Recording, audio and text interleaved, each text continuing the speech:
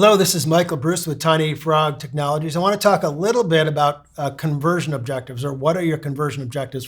First question is, what does that mean? What are conversion objectives? So when someone lands on your website, you want them to do something. You don't want them just to come to your website and leave, obviously. You want them to engage. You want them to take some kind of action, typically. And the calls to action on your website will be tied to those actions that you're wanting them to take.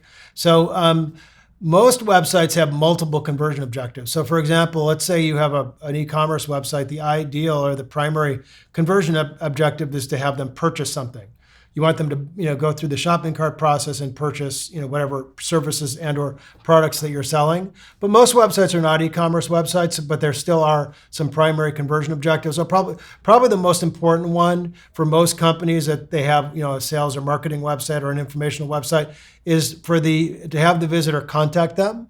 So to have them reach out to you, that would be a really good conversion, because if someone comes to your website, it's not a lead. It's not a lead until that visitor converts to an actual lead, which means they contact you with their contact information. And there's multiple tactics or ways for them to contact you through your website. The first is for them to call you, is obviously a really good one. So when you have your phone number on your website, we'd recommend, if an ideal scenario is for a potential client or website visitor to call you, you want to have your phone number in a very prominent area, typically on the very top right of the top right corner of every single page. You want to have the little phone icon there, and make sure when you're looking at the website in a mobile version that if it scales down, they can just click it to call, because it's obviously frustrating if someone's on a smaller device and they have to type that in. Most people won't do that. So make sure you have a click to call icon for a mobile version of your website. So calling is the first one. Second one is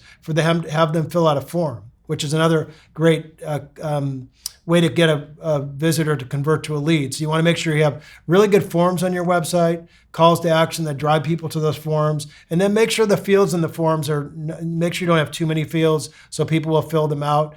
Again, the most important fields are name, email, phone number, and just comments. And maybe a company name. If you have 15 fields, people probably won't fill them out. And make sure the name, the email, and the phone number are required, because you don't want to get someone filling out a form and not having their name or email. So you want to make sure those are required fields.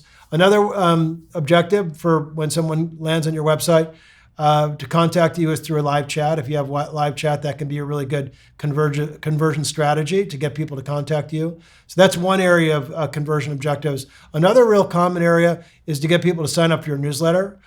We definitely recommend, if you're sending out regular newsletters, monthly or quarterly or weekly, that you have an area where people can sign up for your newsletter. And that's actually a conversion objective, because if someone signs up for your newsletter and you were to attain their name and email, that would be a conversion. So we definitely recommend having an area on your website we call an email opt-in section. And we recommend incentivizing people to sign up by giving them some kind of lead magnet or ebook or white paper. You want to make sure that area is up probably on every single page of your website, and it's fairly prominent, and it's actually really easy to use. And most of those email opt-in forms will connect to your email service provider, like MailChimp or Constant Contacts. You can connect that, so once they fill out the form, the email will automatically be deposited into your database through that email service provider. Another important conversion objective when someone lands on your website is because many people, when they come to your website, they may not be ready. They might just be in research mode and checking out options. They may not be ready to contact you, but you want to make sure you're engaging with them. So just general engagement is a conversion objective. Make sure your website is up to date. Make sure it's relevant. Make sure it's interesting. Make sure it's high quality design, because all of those things tie heavily into your overall user experience and conversion objectives.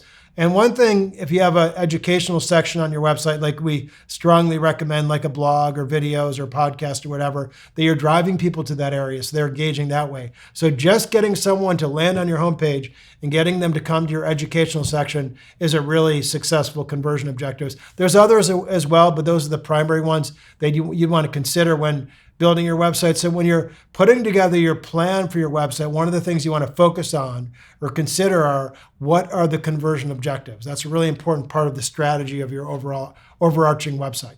Thank you.